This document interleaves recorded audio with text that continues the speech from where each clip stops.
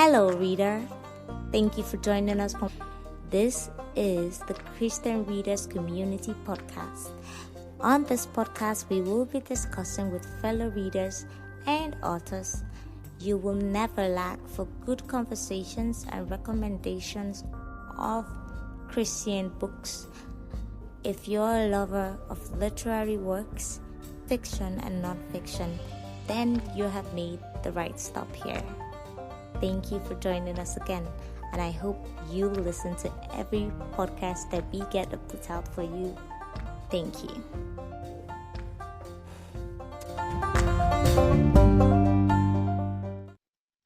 Faith Ijiga is a multifaceted creative force, serving as both a podcaster and an accomplished author.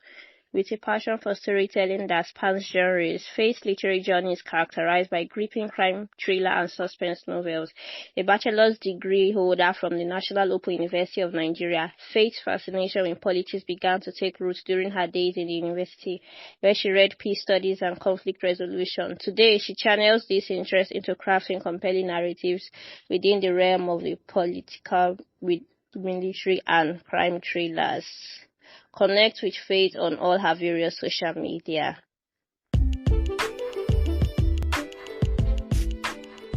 Have you ever read a political thriller book? Well, our guest is here to talk about her upcoming book, which explores political and social issues.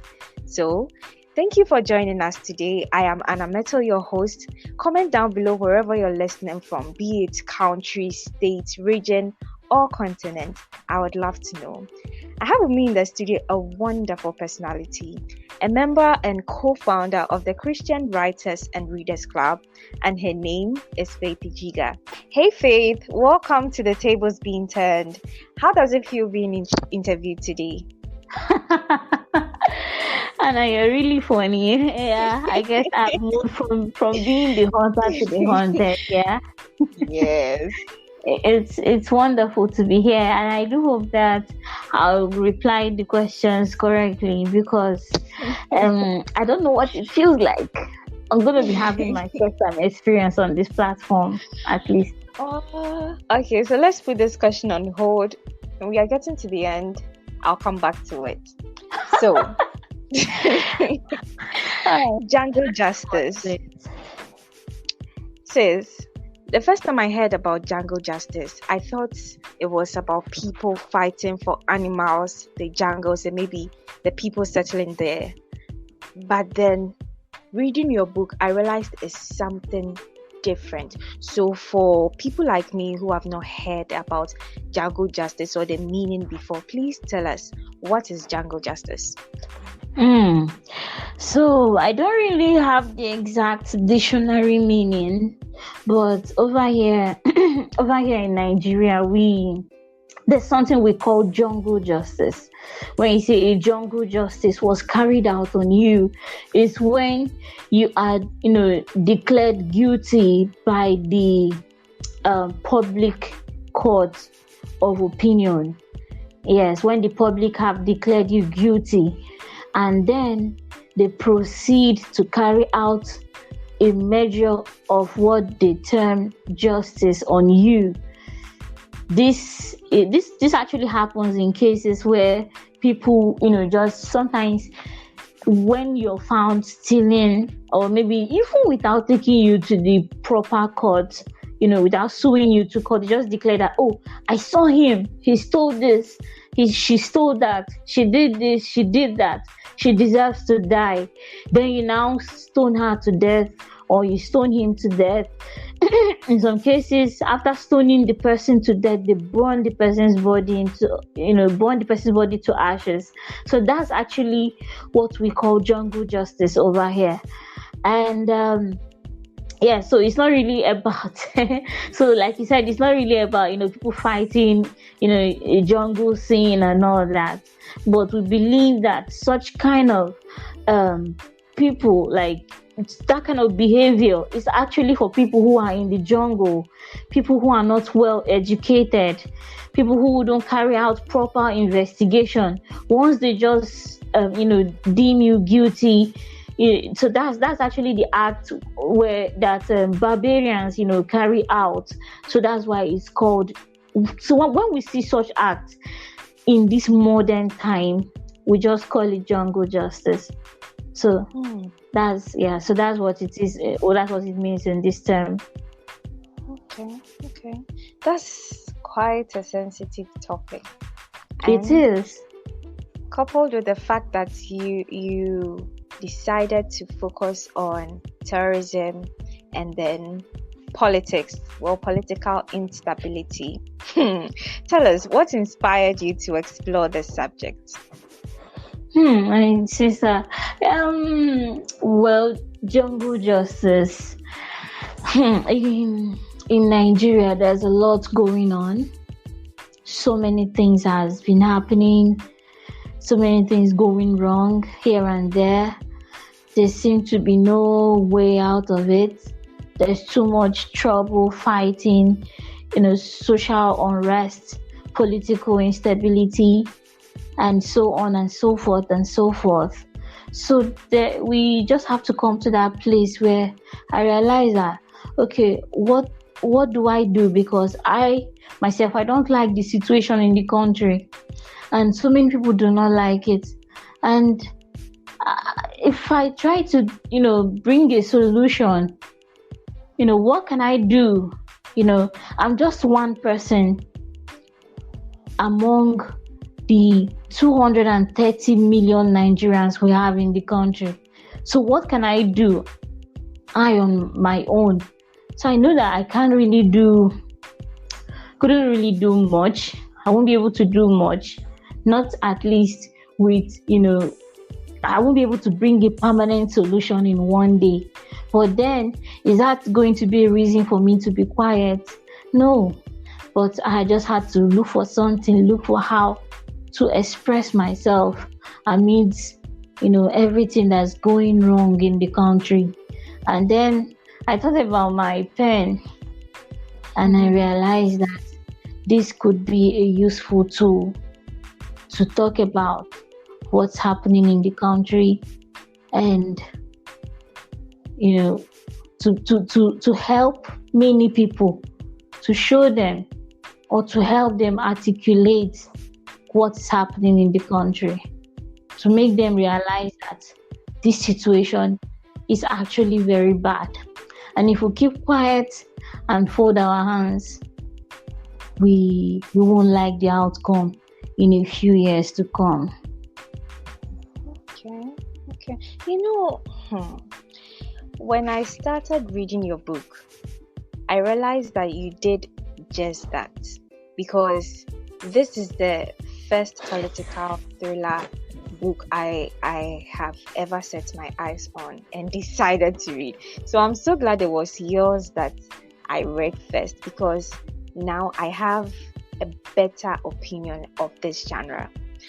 So I want you to tell us, because when I was reading, I found that you had the way with words that I could feel what the jihadists, the terrorists, the Muslims, those who were not extremists, and all their counterparts, what they were feeling. You have a way with words that even when it got to the little girl or the little child, it was as if I could read their minds and feel their emotions, And my question is, how did you conduct the research to ensure such accuracy and authenticity in your portrayal of the setting, that is Nigeria, and then the characters? Well, thank you very much. That's a wonderful question.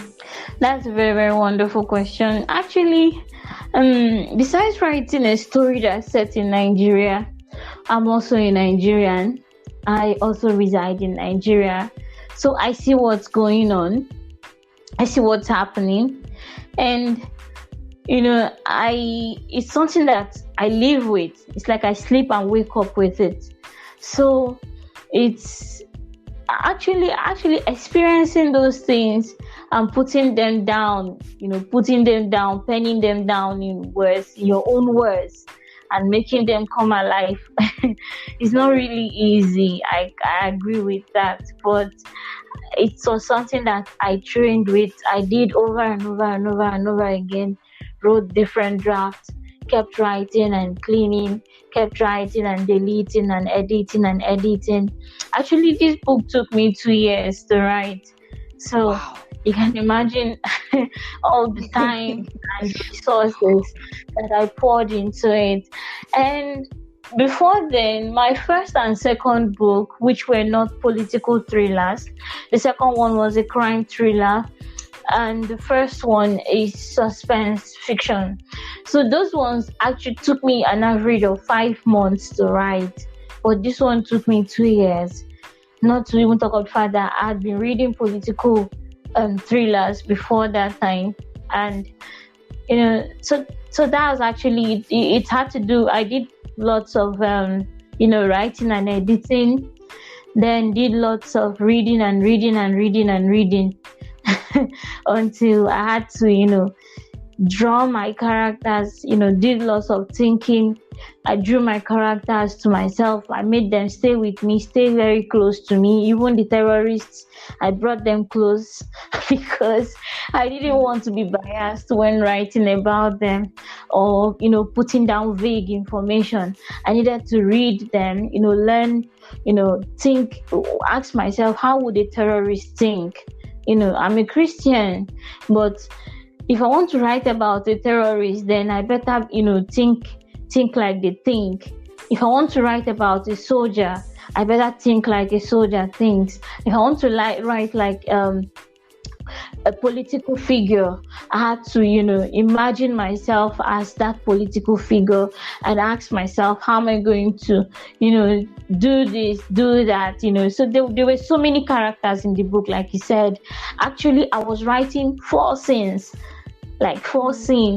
simultaneously, so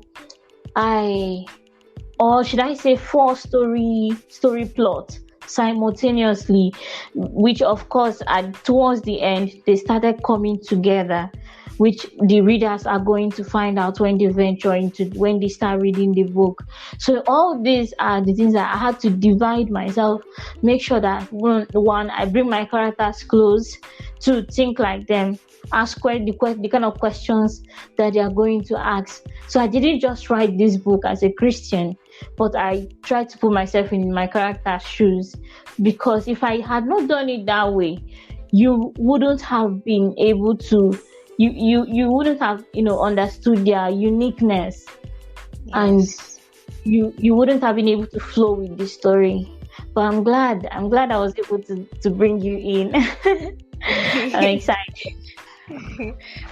Well, that certainly explains why I was able to see from their perspective and at least understand why they were doing that, even though I didn't agree with them.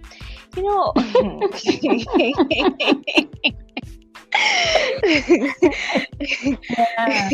you can say so. In your book trailer, you mentioned that your story would resonate with Joel C. Rosenberg fans. I hope I mentioned his name correctly. Just Joel C. Rosenberg. But don't worry, it's just the American pronunciation. I'm not going to attempt pronouncing it. The way you actually pronounce it is our African way of pronouncing the surname, so no problems. Oh, okay. So, what elements of your book do you think will appeal to readers who enjoy his work?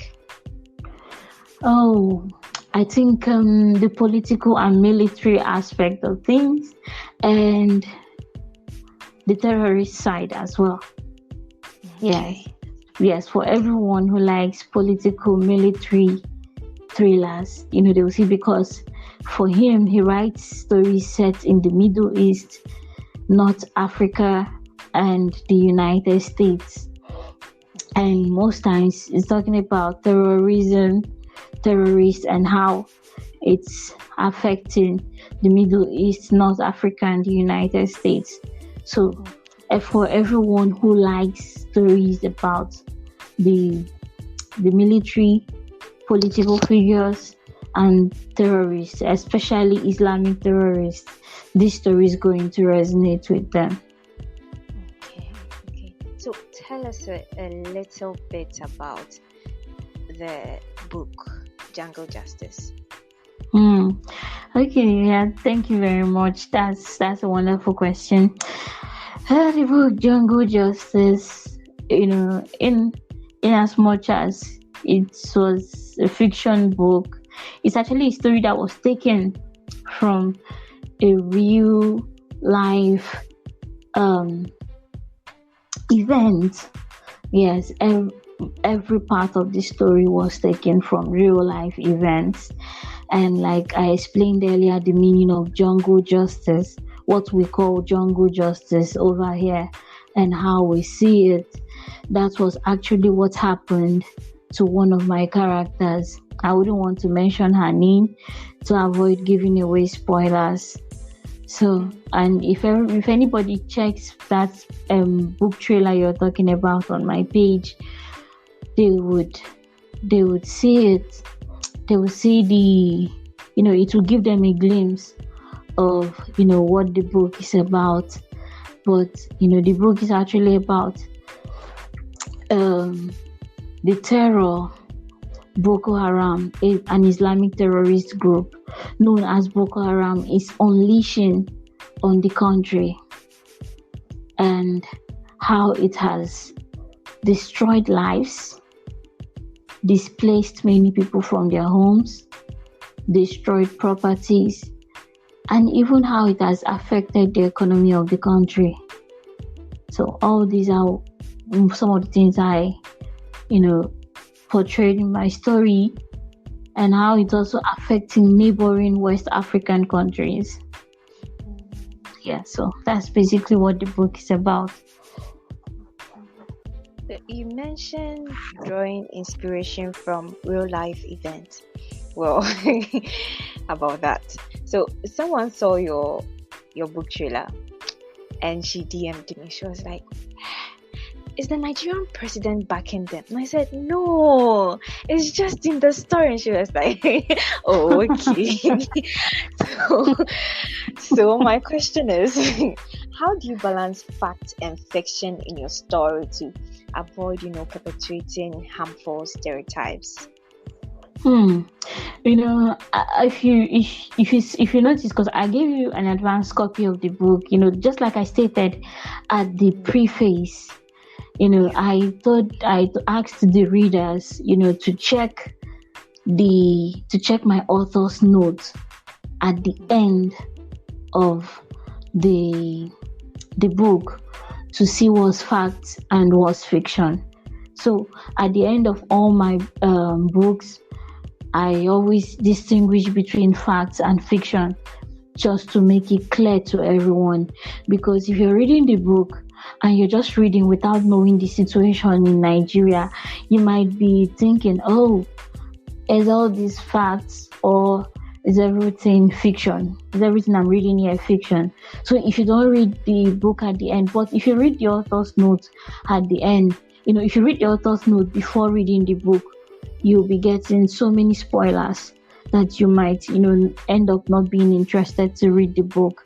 And that's why I distinguish between facts and fiction, to avoid, like you said, stereotype, information that would be misleading the readers.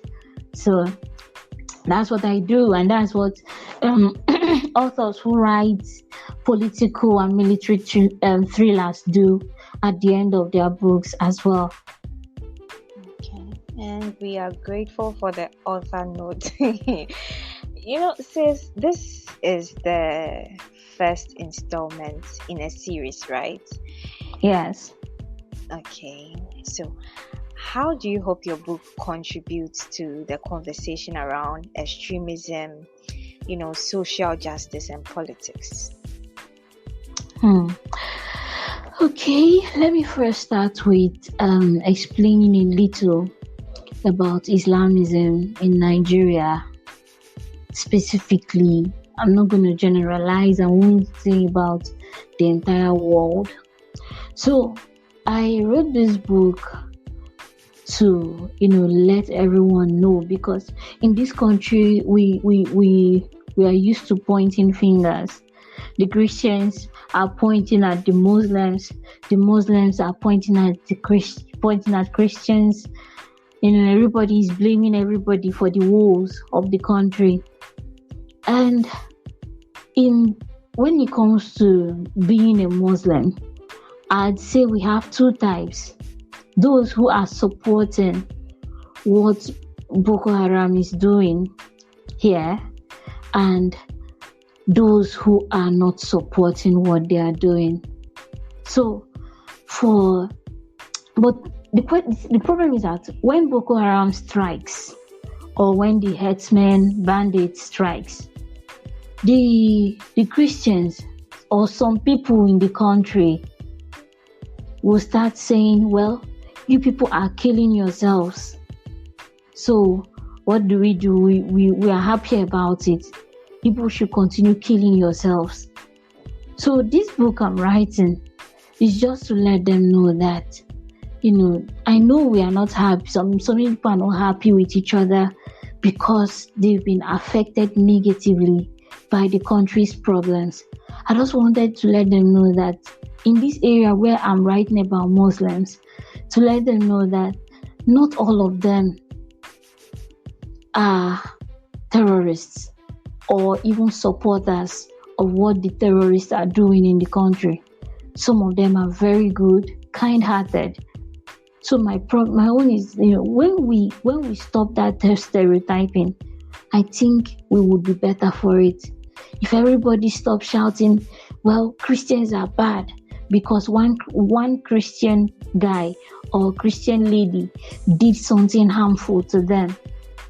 If everybody stops shouting Muslims are bad because Boko Haram are killing people, killing even their fellow Muslims, then I think we would be better off for it.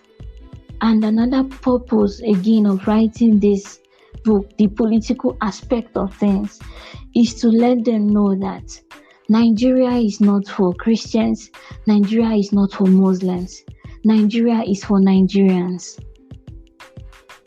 If we can come together and agree on this fact, that would make things easy for us. During the last election, for example, some people came out and they were like, no matter how bad a Muslim is, he is better. The worst Muslim is better than a Christian. And I'm like, are we voting Christians or Muslims? Or are we voting the right people into the seats of power? Are we voting the right people who will lead us into the right direction?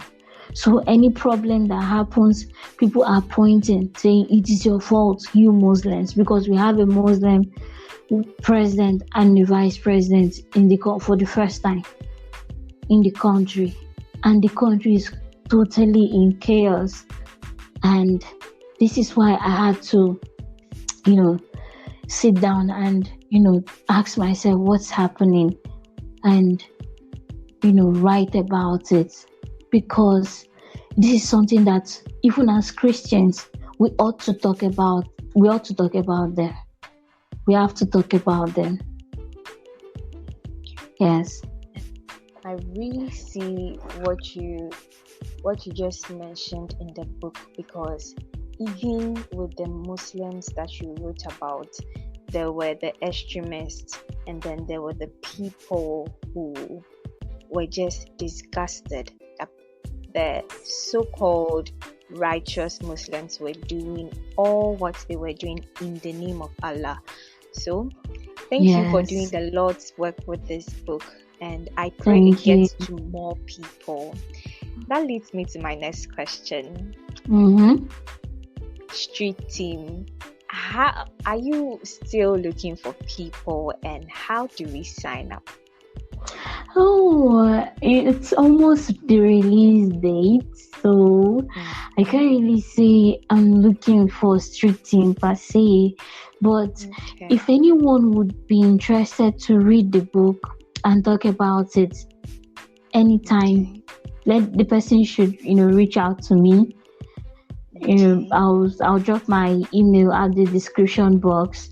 Then the person can reach out to me, read the book for free. Then because I'll send the person a copy, because my street team members have received a copy. They've already received they've received it, and I believe they are doing their going on. They've probably finished reading it, so very soon I should be distributing the graphics as well, graphics and links. But anybody who would like to read the book for free, to drop a review about the book, should please reach out to me. I'm always willing to send the book out to the person, and I would like to know what the person thinks, and I'll be very grateful if the person would be able to drop a review on social media, on Amazon, on Seller, and anywhere the person is able to. Listeners, you heard her. Please, it is, if you want a free book, please be willing to do a review. You can't come for the free book and not do a review, please. So, where do we get the book, and when is the book coming out? It's going to be releasing on the 12th of May, so we're just a few days away. So it's going to be releasing this week. Yeah. Okay. Yes. All right then. So back to my question. What's it like being interviewed? Hey. So you know what it feels like to be on a hot seat. It's not easy. I'm just gonna take once we're done with this interview, I'll be like, thank God it's over. I'm like, is this what it feels like to interview others? Amazing, right? So, what are your final words? Is there something you'd like to tell the listeners? Okay, so what I would like to tell the listeners is, first, it doesn't matter what part of the world you're from. This book is for you. As long as you like reading political and military thrillers, you do check this out. And even if you're not just reading, as a Nigerian, as a concerned Nigerian, you can, read it for even the sake of the entertainment, because I believe the story is very entertaining. So just read it for the sake of the entertainment. Yes, and I believe you would like the story. Then secondly, as Christians, as Muslims, whoever you are, because although this podcast is basically for Christians, so I guess I will just direct this word to Christians. That's wherever you are, pray for your country. Don't, instead of waking up in the morning and criticizing, pray for your country. Hand it over to God and believe Him for the best. Yes. So, Author Faith, thank you so much. And I want to add something, please. Sure. This was my first time reading a political thriller. Please, you don't have to like this genre. Just give this book a try. And with the entertainment part, she mentioned something about Okada in the book. I was like, what? Is this one of those things where she makes things up, or is it real? So you really want to read this book, if not for the genre, just for the entertainment part. Thank you so much for answering. I'm going to ask you a question. And so do you guys also call bikes Okada over there too? No. So we call it Pragya. And there's this Indian movie, I don't really remember. I think it was Kumkum Bhagya. There was this main character, the female protagonist, she was called Pragya. And in the series, the common mode of transportation she was using was the motorcycle, right? So when the tricycles started coming to Ghana, the series were still airing, and people started calling the tricycles Pragya, and the name stuck.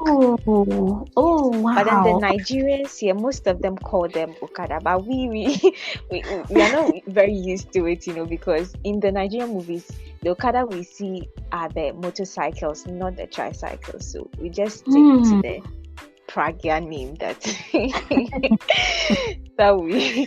we've chosen. Wow. So yes. Wow, this is quite interesting. Thank you for teaching me. You're welcome. You're welcome. And listeners, don't forget to tell us where you're listening from. We would really love to know. So thank you so much for joining us, author Faith, and for this opportunity to interview you.